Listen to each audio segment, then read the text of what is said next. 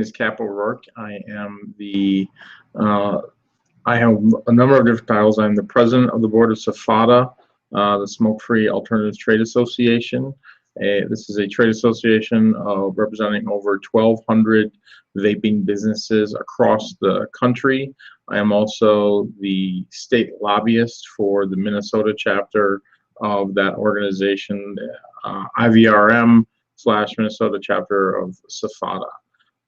Infinite Vapor has asked me to come in and talk with do this webinar with some of their customers and also some other businesses to talk about the new FDA guidelines and some of the federal regulations that are coming out to be able to answer to some of the questions and be able to point businesses on where they're going to be able to get more information and work with organizations and associations that are going to be able to help kind of get that information to them quickly. So before I start, I would urge all of you, whether you are a consumer, a business, a supplier of products that is related to the vaping industry, that you need to get active in advocacy. I know I have heard from some people that I was told once last year by a business owner that he didn't get into this business to get active in politics. And what I told him is, unfortunately, politics wants to get active in you. So at the time, if you didn't believe it before this spring when the deeming regs were published, they are, in fact, a real thing. They are coming down as of August 8th. They will be in effect, and that is going to be significant changes over the next 2 to 3 years for the entire vaping industry as a whole. And there's a lot of things we know about them. There's still a lot of questions that people have about how they're going to be applied, how they're going to be enforced. And there's a lot more details that still somewhat need to be worked out and need to be clarified by the FDA. But by joining advocacy organizations, by reaching out, talking to both your local elected officials and your national elected officials, it's going to put you in the best interest, in the best possible place to be able to create the change that will help protect the vaping industry so we can continue to operate in years to come, helping people find better alternatives to smoking cigarettes. So thank you, Michael and Infinite Vapor, for inviting me on, and we'll talk in general, but I'll also be available to any questions that people have. No problem.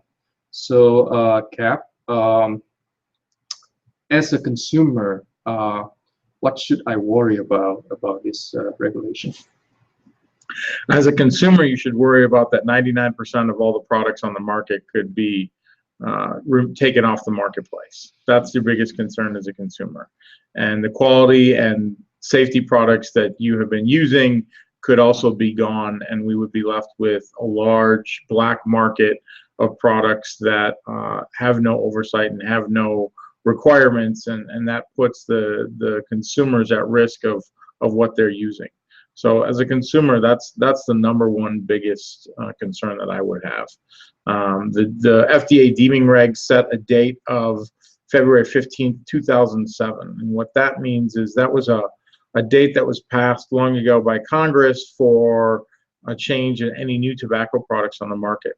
So anything prior to that date, it was grandfathered in. Anything coming on the market after that date needs to go through a pre-market tobacco application process, PMTA.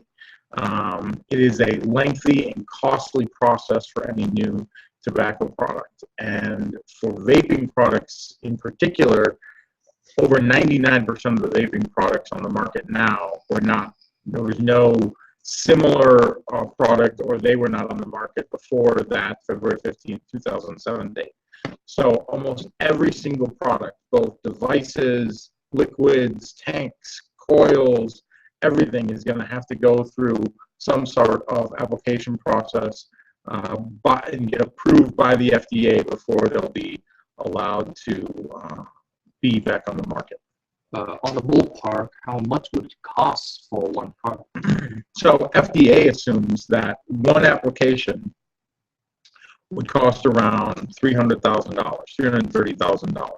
And this is one flavor. Are we talking This is for every SKU. So if you have a flavor that has multiple nicotine levels, each one of those is going to have a different application process.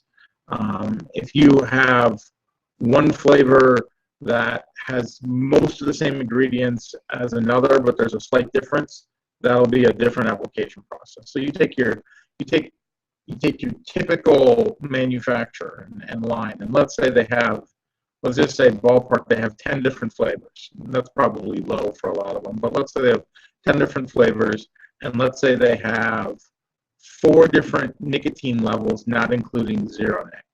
Well, that means that they're going to have 40 applications to be submitted at a cost of at least $300,000 a piece. Wow. Okay. Now the 2 years deadline, you said we have about 2 years. So the FDA has set a deadline. The August 8th, 2016 are when the FDA deeming regs go into full effect.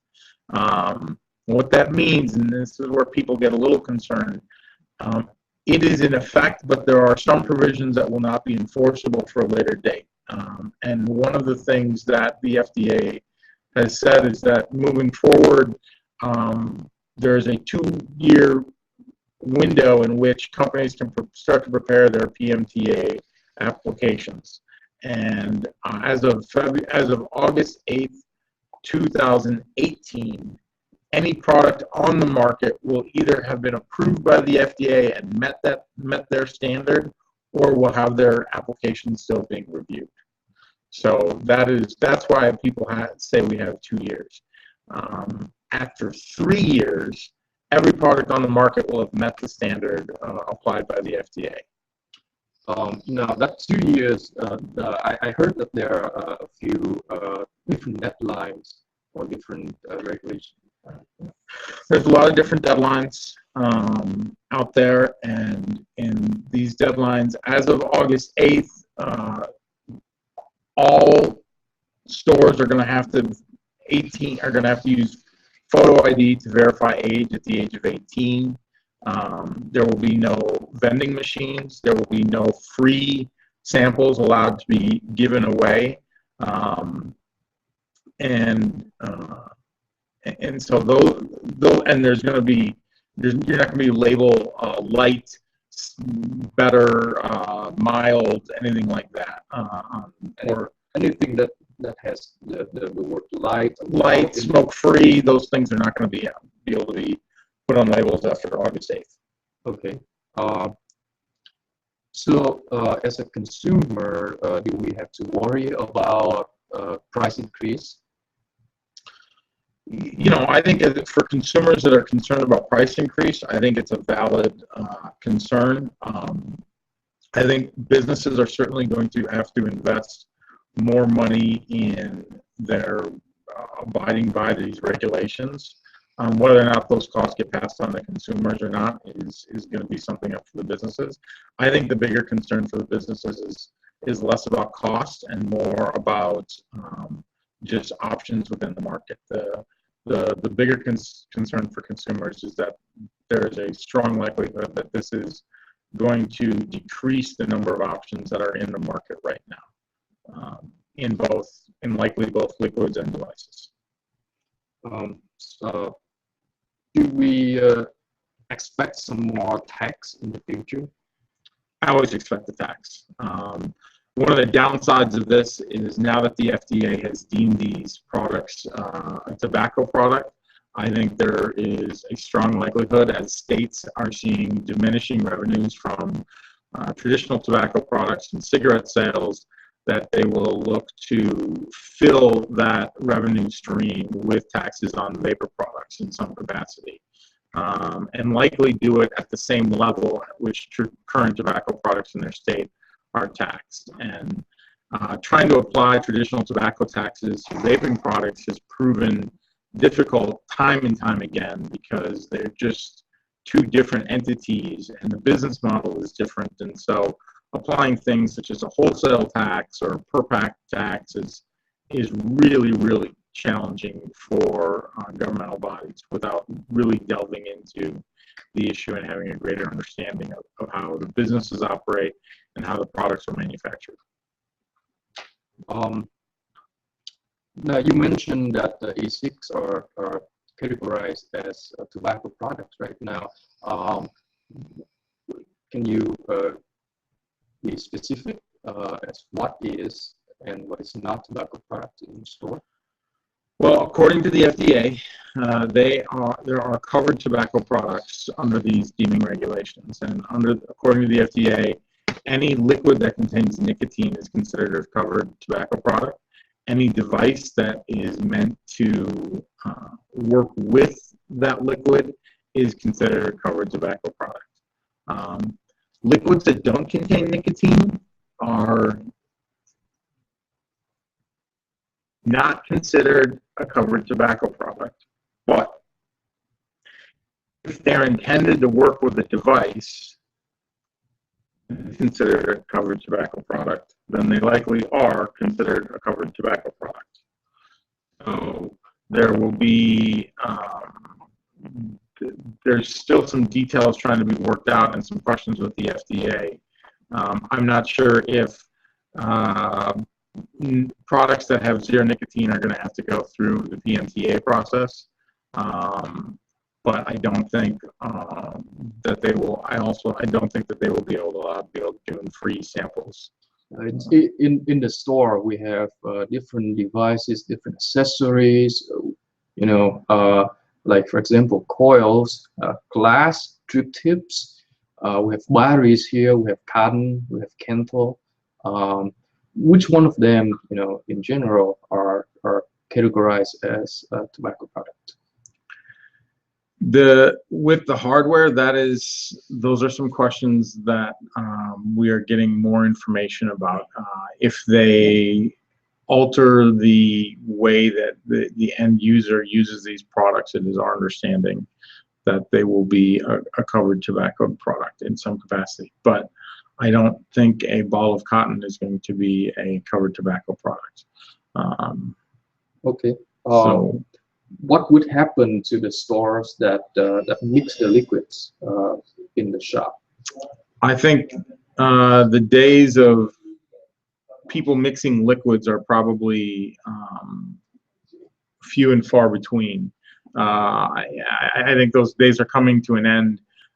Only primarily because of a lot of reasons, but one, under the FDA, you're going to have to submit a list of all the products that you make, and that's going to be a matter of submitting everything that includes all your different nicotine strengths. So shops will have to register all the products that they manufacture, and if you manufacture variable nicotine strengths, you're going to have to submit something for each one of those nicotine strengths. So, so the act of say pouring liquids from a bigger container into a small bottle, would that be considered as a tobacco? Anything short of anything containing pouring into a bottle, labeling, anything really beyond the scope of pulling out of a box and putting onto a shelf is going to make a retailer likely jump into the manufacturer, according to the FDA. So rebuilding, would that be illegal after this regulation? It would. Rebuilds will not be illegal. Mm-hmm. But if a store offers rebuilds at their location, they are going to have to register as a device manufacturer. Now, we have been asked this question a few times from our customers. They want to know if they rebuild something for their friends. Would that be, you know, something that is illegal? I mean, it's yeah, no, it's a fair question. I don't think the FDA is going after. They are going after businesses and how they're trying to regulate businesses. They're not regulating two people helping somebody out and doing a rebuild if they're unable to. So no, I don't think it will be illegal. I don't think that's the scope of what the FDA is trying to accomplish. Sure. So what will happen to online sale right now? Do they need to still get a license to do online sale? Would they be subject to the ID checks? Yes, I believe that the online sales will still have to meet the photo ID verification requirement. There are some products out there right now that I know some online vendors are trying to use to figure out how they can comply with photo ID verification requirements. But that the FDA, I expect the FDA to enforce online photo ID age verification shortly after the August 8th date. Okay. Right now, what can we do as a consumer and as a business to help with this regulation? Obviously, it's a very bad regulation. So what can we do? The biggest thing is you need to get active. You need, if you are a consumer and you have not signed up to CASAA, you need to do that. That's CASAA.org. They are the consumer advocacy organization for all the consumers. SFATA works with them closely to do advocacy at both state and national levels, and they are a fantastic organization. Alex Clark leads a lot of their legislative affairs, and you can also go to august8th.org, which is a site that's maintained by that CASAA is running, and that is to get more information on how to join. If you are a business, I recommend you go to SFATA.org, SFATA.org. We are a national organization with over 1,200 members. We have almost 32 different chapters throughout the states, and each state chapter works at both federal contacting shops with their federal elected officials along with their state elected officials to get questions and kind of build the advocacy. Because it's really, to change this is really about having communications with these elected officials, letting them hear both from the consumers and the businesses about how this industry operates, how important it is to people, both the consumers and the businesses, and how these regulations and what effect they're going to have on this industry. That's how we've been successful in getting people on our side and supporting the legislation that we're supporting at both state and national levels. You are the lobbyist for the Minnesota vape shops. Correct. Yes. Can you share a few experience when dealing with state regulations? Yeah, well, Minnesota has been sadly at the forefront of state regulations. We have in the 2013 legislative session, they attempted to include vaping products in the Minnesota Clean Indoor Air Act. We were able to defeat that. They did pass a modified version that prohibits them in the use of schools and hospitals, but we largely defeated it as a result of the efforts of the small business owners who went out and talked to legislators. The last 2 years, we've been fighting a proposed 30 cents per milliliter tax increase on vaping products on the final product. This would increase the taxes on a 30 ml bottle to $9. For 2 years, we had multiple meetings with legislators, leadership. We had business owners come in and talk with their local representatives, and that provision never passed. And we've seen that not only am I the lobbyist in Minnesota, but I work with other lobbyists across the country in various states. And the more meetings we can have with small business owners and consumers, with elected officials, both at the state level and at the federal level, the better results we tend to have. One of the big things that we fight is people try to lump us in with big tobacco. And in fact, a lot of elected officials still think that the majority of this industry is owned by big tobacco, which is just simply a falsehood. It's an estimated $3.5 billion industry in the U.S., and they estimate that over 60% and probably higher than that of the businesses are small business owners, open system manufacturers, liquids, and not the big tobacco companies. How many small businesses are you representing? In Minnesota, so Minnesota started our organization in 2013. At that time, at the beginning, we had 8 or 9 businesses. We now represent over, I'd say 90 businesses throughout the state of Minnesota. SFATA has over, like I said, over 1,200, and there are probably over 10,000 businesses throughout the country, maybe even more than that. It's hard to gauge these. A lot of the retail shops and manufacturers are popping up constantly. So giving a good hard number is hard to estimate. 9 different businesses. That's a big number. Is it different is it different to other states how we're doing advocacy? Well, I think one of the big things with Minnesota is we were under, we came under attack sooner than some other states, so our businesses had reasons to coalesce and form our coalition. We've done a good job of having open communications and talking with the businesses and understanding that what is needed for advocacy is, the goal of the advocates and my goal as a lobbyist is to protect the market so all the businesses within it continue to run their businesses and operate within a level playing field. And I think one of the strengths of what Minnesota has done is business owners have been able to put aside any business differences and coalesce around the knowing need for joint advocacy. We are in SFATA, we are one of the larger state chapters, despite being, obviously Minnesota is not one of the largest states. But with our membership, we are one of the larger state chapters in the country. But as we get other chapters on board and we start talking with them about communicating with members, and other states will be proposing and have proposed tax increases, those organizations, those businesses start to come together, and they start to work with their chapters, and they start to work with organizations like SFATA and get their consumers working with organizations like ASA so we can fight these initiatives. So let's go back to what the business can do. What example have you seen in other shops that you would recommend, shop owners to do? I think the first thing for any shop owner to do is introduce them to their local elected officials.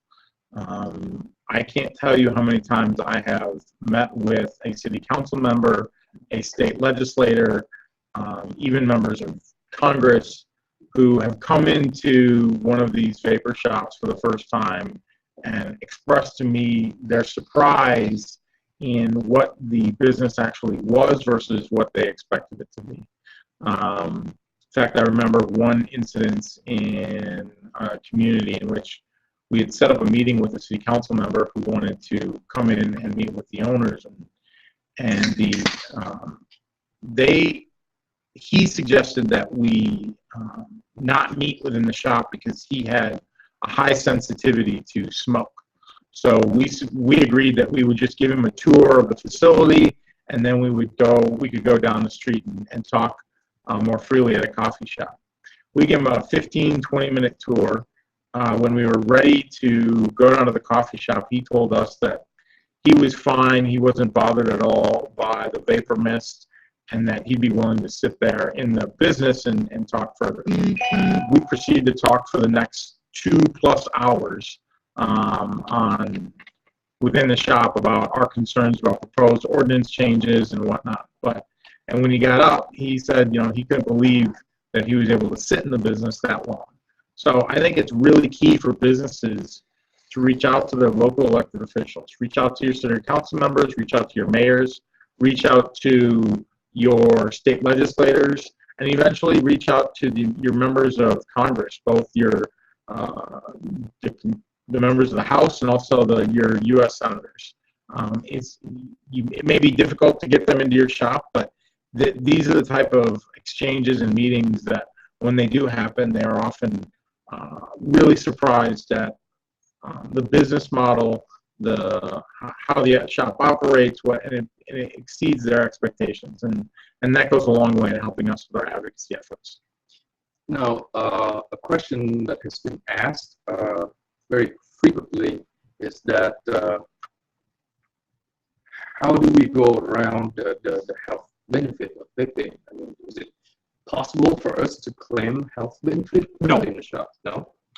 No, if you're going to make health claims, then you're going to need to. It's one of the reasons why the FDA has putting the restrictions on how these are advertised.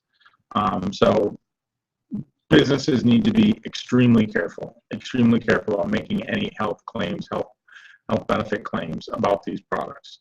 These are alternative to smoking, and there are a number of studies that, and a number of organizations that have shown, and they have released studies, and we can point to some of those.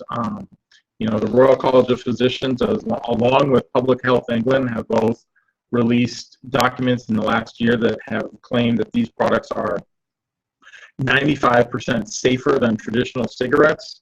And so we can share those documents with people and point to those, but making direct health claims, I would not recommend for businesses at this time. Right. So over here we have something like that printed out. We cited the studies, but we don't actually make any. Yeah, and that's where I think as business owners, relying on groups like CASA to talk about some of these is really the way to go, or rather make direct claims as a business owner. That's one of the best reasons to join advocacy organizations, especially if you're a consumer or a business. SFATA is able to make statements that an individual business owner would not be able to make due to liability concerns. CASA is able to make statements that some of these businesses would not be able to make. So we're able to talk to elected officials and point out some of the new studies and some of the data without the same liability concerns that some of the small business operators have. All right. As a consumer, what can we do? I mean, obviously, we need a flip group from the consumer side to help us too. And so, if you're a consumer, what can you do to help out? Well, consumers need to do two things. As I've said before, joining CASA, signing up, CASAA.org is the best organization to join. You get your you plug in your information, and then CASA has your information so that when there are local law changes or ordinance changes proposed in your area, they can alert you. The other thing you need to do is, whether you shop online or bricks and mortar, specifically ask those companies what advocacy organizations they belong to. Are they a member of SFATA? If they are, make sure you can see them on their website. Encourage all those businesses to join the advocacy efforts. It's one thing for businesses to say, yeah, we do that, we totally support that, but if supporting it and being an active member can sometimes be two different things. And make sure that the consumers are shopping at places that are active members in ongoing advocacy groups that are supporting the cause, both at the state and the national levels. There's big difference between a group of different vape shops to advocate, and then a group of individuals, consumers to advocate. So what are the first steps to form an advocacy group in your area? Well, I think, I caution some people about not trying to reinvent the wheel. We have a lot of really good advocacy groups across the country. And SFATA has we've been approached in some states to create a SFATA chapter, and we will go in and look and see what type of other chapter organizations are out there. I don't think it serves the industry all that well to have an organization, a SFATA organization in one state, and then they also have another organization in that state, and maybe a third organization in that state. It creates confusion not only for the consumers and the businesses within that state, but for the elected officials who then have to have these meetings, and they may be getting slightly different interpretations or messages. So the first thing to do is, before you go and start a group, see what's out there, and see what kind of organization there is in your state, and see what they're doing both at the state and the national level. And then, find one that you think fits you and join. Now, you may have a state that doesn't have an organization. Then you need to sit down and have a meeting with some of the other vaping businesses, and sit down and say, look, I think we need to start an organization. The number one reason why any organization has ever been started in the vaping world is almost always in response to either proposed legislation, proposed tax increases, or additional regulation that are being considered. And, I can tell you as a lobbyist, it's always easier to be ahead of the curve. By the time you realize you need someone, oftentimes it's a little bit too late. So we're encouraging state organizations to start chapters, even if they may have a vaping-friendly or a business-friendly legislature, just so we can go in and talk with those legislators and the leadership and give more perspective on how this industry works and what these products are. Can you tell us more about the HR 2058 bill? Yep. So there are two main pieces of federal legislation that SFATA and groups like CASA are supporting. The first one that was done last year by Congressman Tom Cole is HR 258. And that changes the predicate date from February 15, 2007, and it would change it to the date that these deeming regs go into effect, which would be August 8, 2016. This is a huge change. What this would essentially mean is that any product that was on the market prior to August 8th of 2016 would be allowed to continue to be on the market. And any products released after that would then have to go through the PMTA process.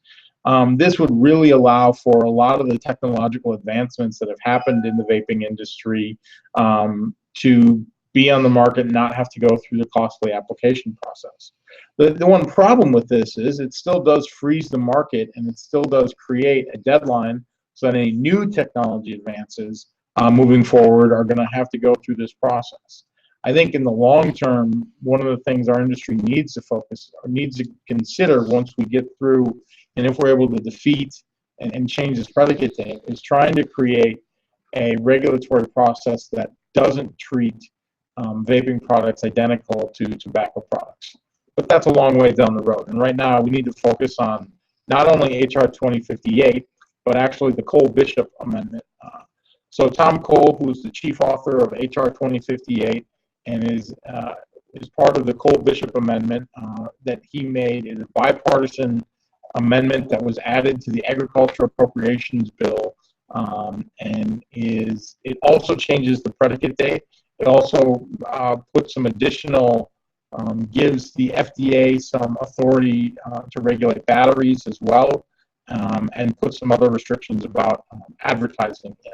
We want to make sure, SFATA wants to make sure that the restrictions and the regulations on batteries and advertising do not create an unlevel playing field that gives an advantage to the big tobacco companies, but that regulates them and allows for the thousands and thousands of small businesses to continue to operate and sell their products.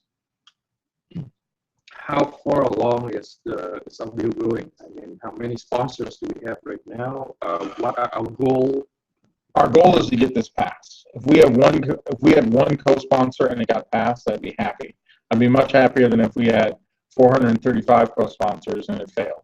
So HR 2058 just this summer and a few weeks ago became bipartisan. In fact, Congressman Colin Peterson from Northwest Minnesota was the first Democrat to sign on to that bill. That bill is likely, right now it's stalled. I actually did a podcast last week that's available on SFATA.org with Congressman Tom Cole about this. We do encourage members to still sign on as a co-sponsor, even though HR 2058 does not appear to be moving along the legislative track at this time. But people understand that supporters of 2058 are also likely to support the Cole-Bishop Amendment, which is in the Agriculture Appropriations Bill, which is moving and going through the process as we speak. So having a longer list of co-sponsors on HR 2058 will only serve to support our efforts in keeping the Cole-Bishop language in the agriculture appropriations bill, not only through the House process, but also when they get into negotiations with the Senate. There has not been a Senate companion introduced yet. We are working on that, and we are hopeful that we will be able to make that happen. We just have another Democrat to co-sponsor the bill about 2 days ago. Yeah. There's been more and more Democrats that have signed on. We met with SFATA met with a group of Democrats a few weeks ago, and actually got a large level of support in that group. And we are hoping, and what tends to push a lot of these members of Congress from saying they support it and then actually signing on is when they do have the meetings with their people in their districts and the businesses in their districts, and those business owners and those constituents make the direct ask to have them sign on as a co-sponsor.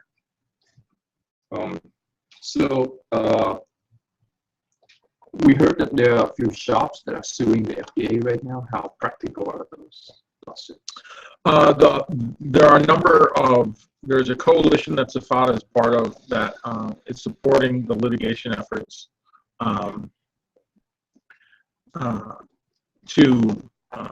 that is going against the FDA.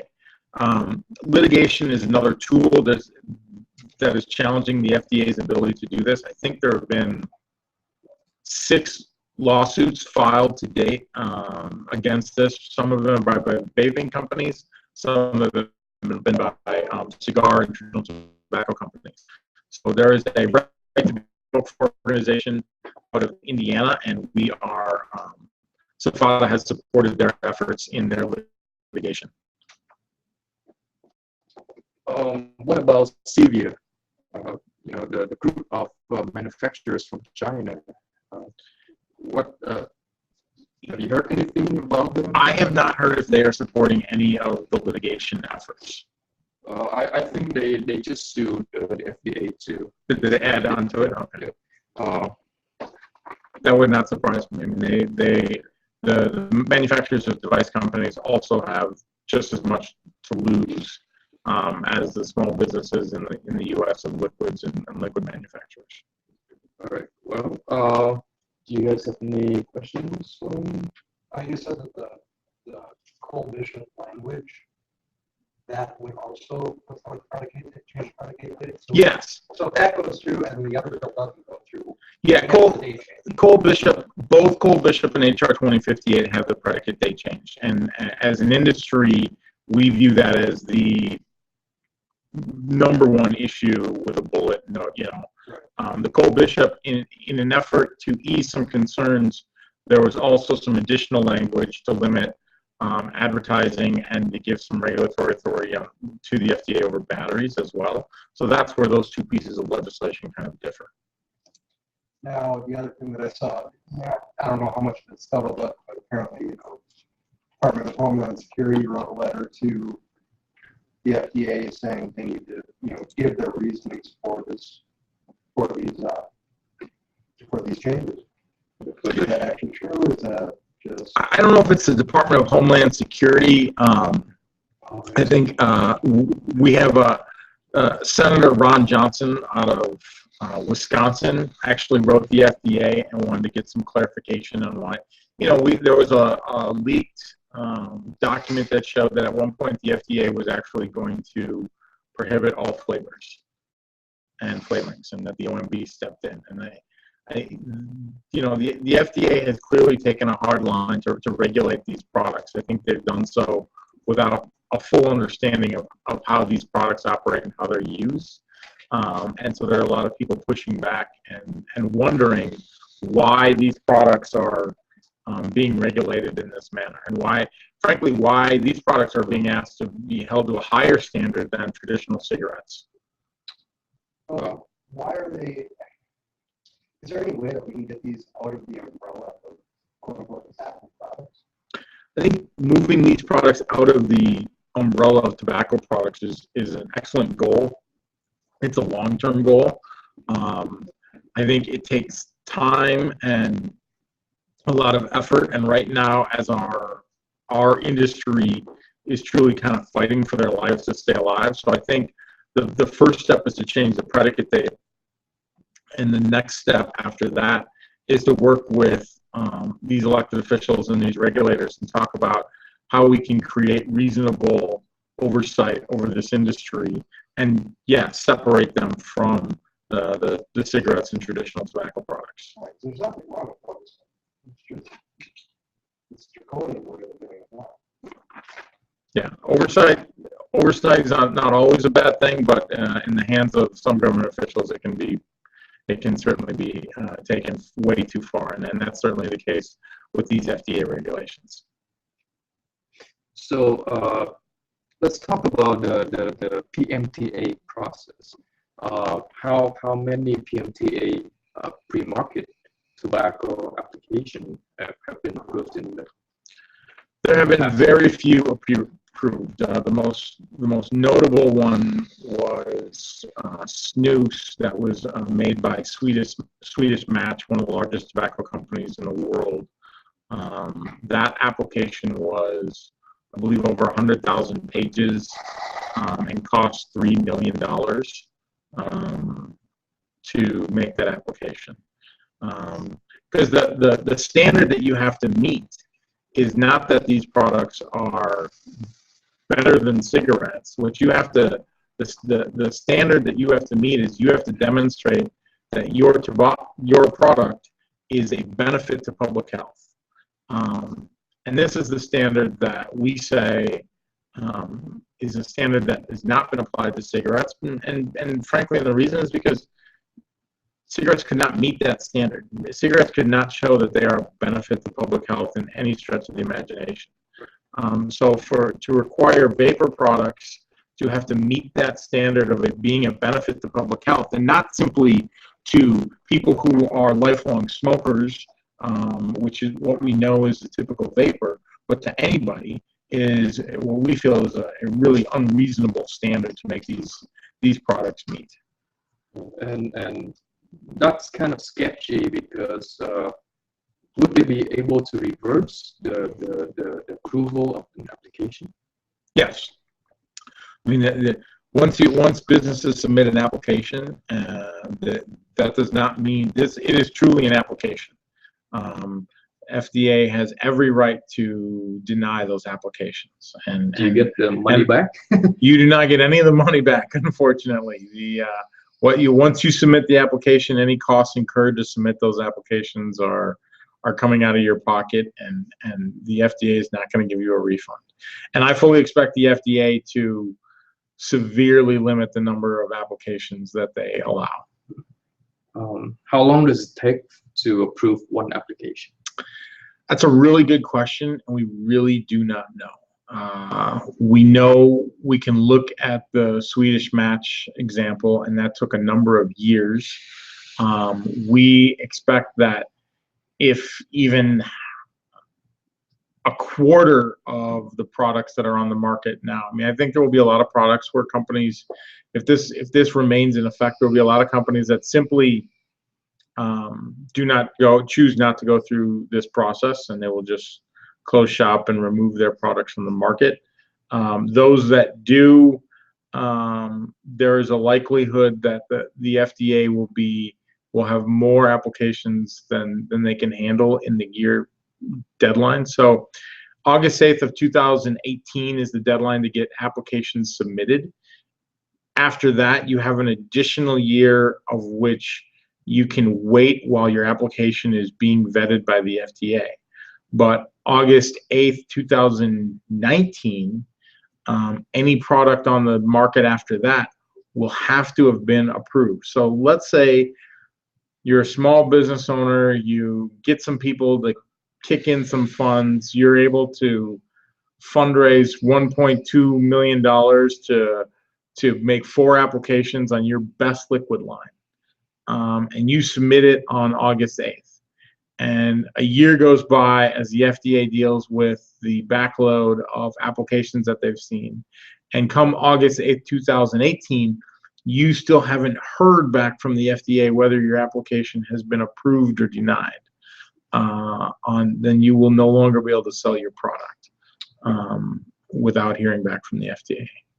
All right. If that happens, would it be possible to a vape shop to just discontinue all the nicotine liquids and just sell the non-nicotine liquids? Yeah, this is an issue that I've heard of what if we just sell zero nicotine, and it certainly is a possibility. The question is, how and where do people get the nicotine from? Because we know inevitably that one of the major reasons why people are using these products is the access. It's a different delivery method for nicotine. And even though our typical user will see a decreasing level of nicotine over time, many users are still using some level, even if it's a low level of nicotine. So I think the question of shops going to zero nicotine solutions is a very legitimate one, and I wouldn't be surprised, but I have a feeling that the FDA is still going to be regulating nicotine in some capacity. And if they believe that the bottle of zero nic is being manufactured with an intent to be mixed with nicotine, then the FDA may once again gain regulatory control or an authority over those products. How can they go against that? That's just as weird. Well, and that's part of the question is, how do they go based off of belief? And the argument would be, you take a tobacco pipe, okay? What is meant to be used in a tobacco pipe? Tobacco. But how do you know that? How do you believe that? I mean, how do you understand you could also smoke dandelions out of that. It's kind of so I caution people and I caution businesses from getting too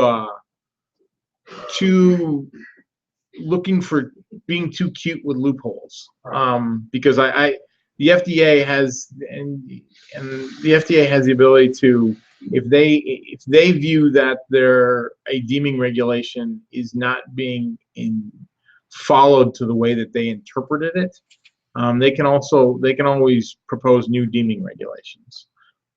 So we've got to, as an industry, we have to be aware of that.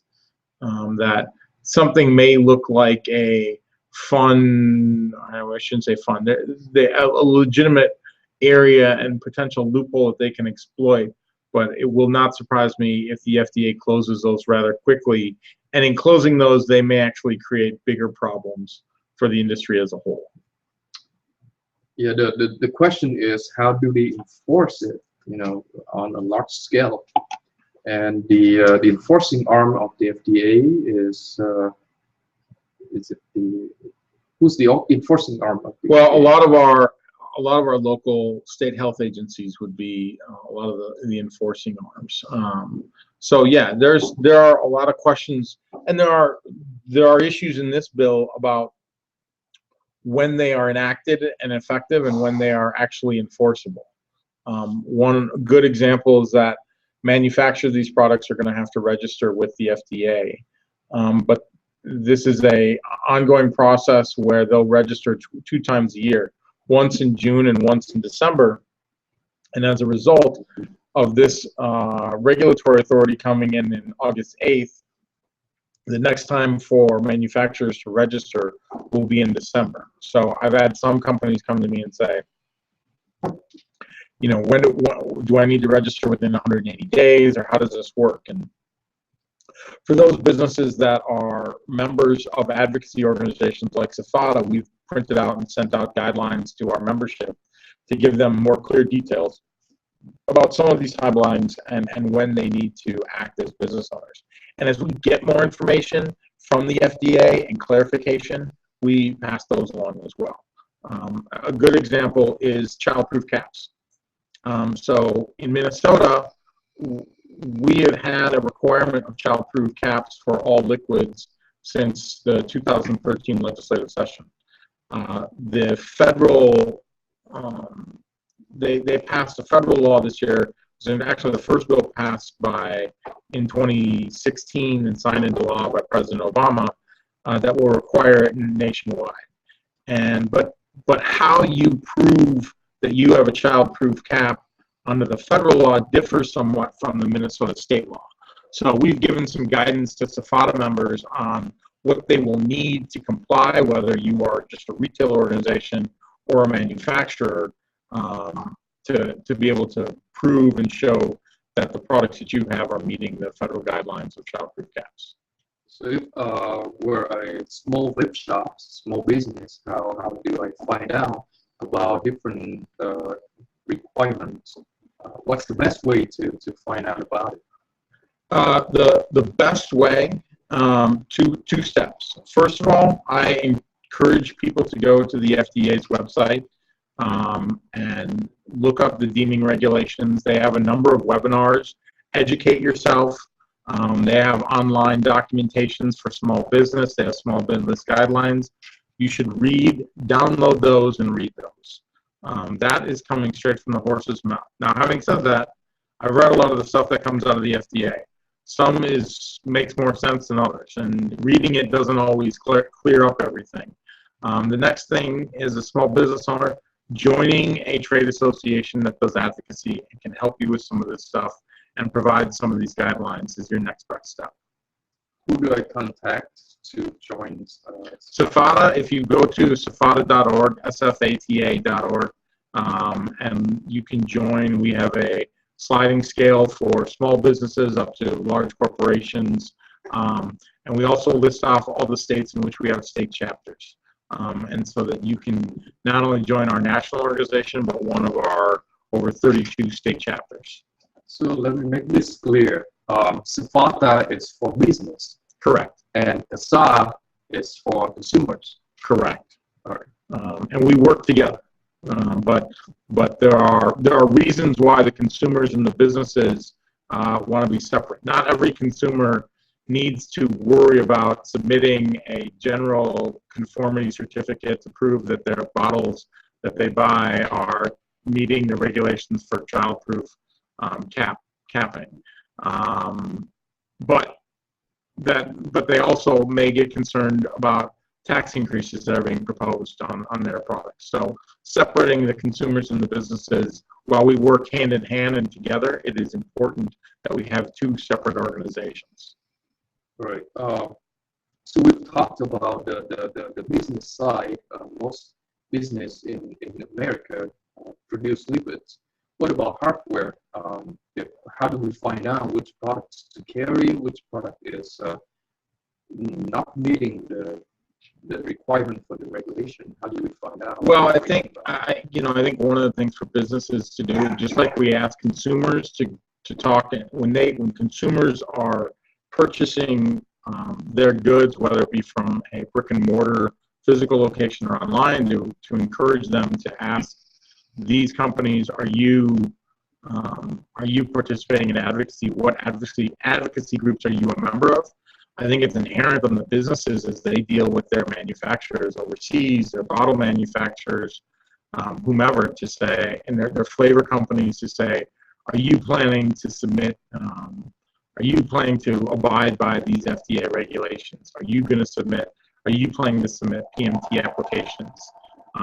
Items such as that, I think, are going to be key, and making sure, because there are some businesses that I think will fold, but I think those businesses, those small retailers, they will have options. They'll probably be reduced, and to what extent we'll see based on what happens with Cole Bishop and HR 2058. But they will have options in the marketplace, and need to, they'll just need to get guarantees and reassurances from those business owners that their products are in line with the federal regulatory standards.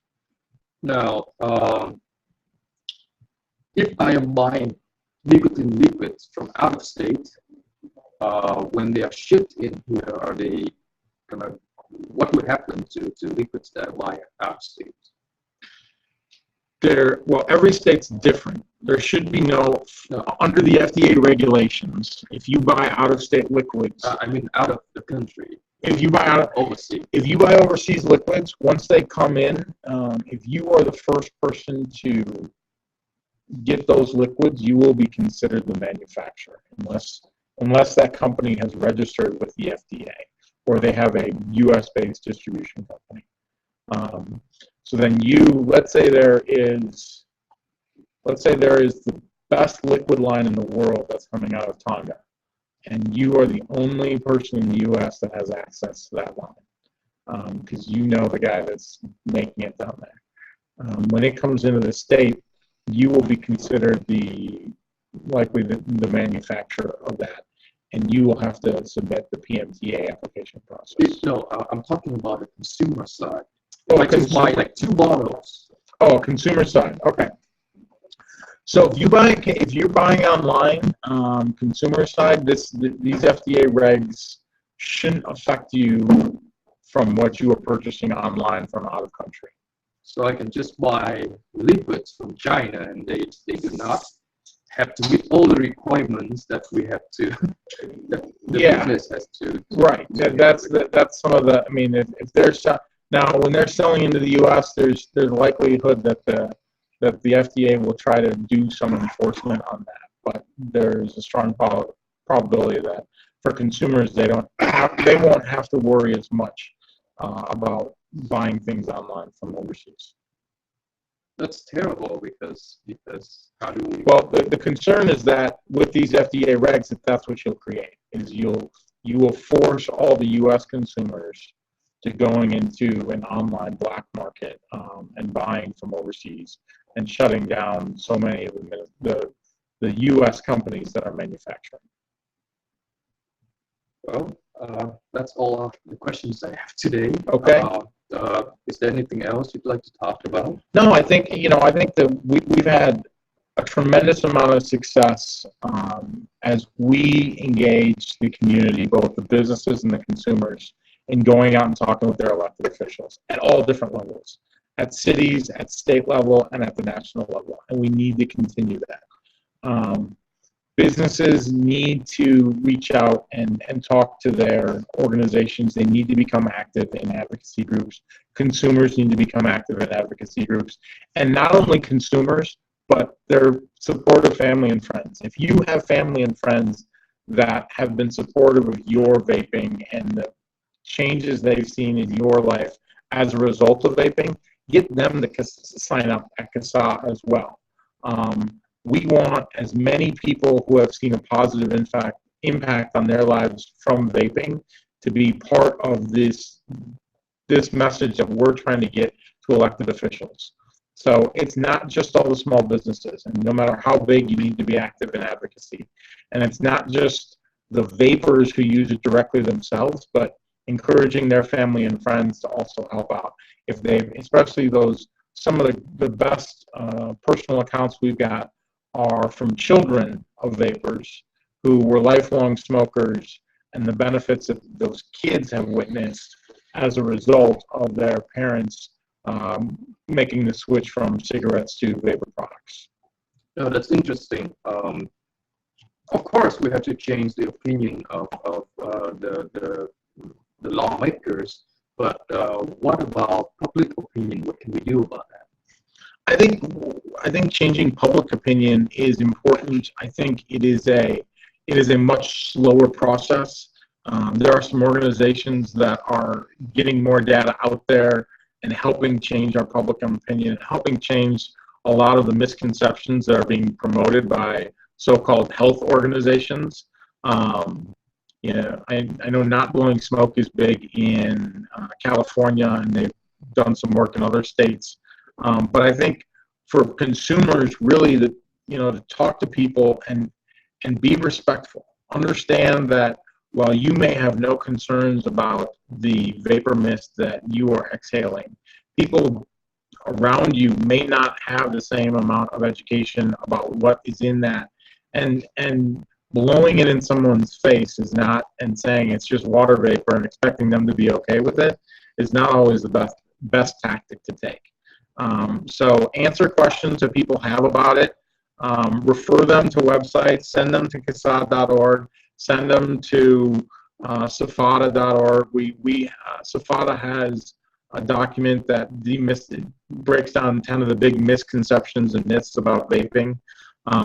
So sharing that with people is a big thing, and just talking with people about it and being respectful about when and where you vape is a great is a great piece of advice that I would give the consumers. All right, say I am a consumer, I'm a vapor. I meet somebody who's against vaping, and I have say, it's a stranger. I have say 30 seconds to tell them about vaping. What are the comebacks that I have that I can say to them? Well, a lot of that is why they're concerned about vaping. I mean,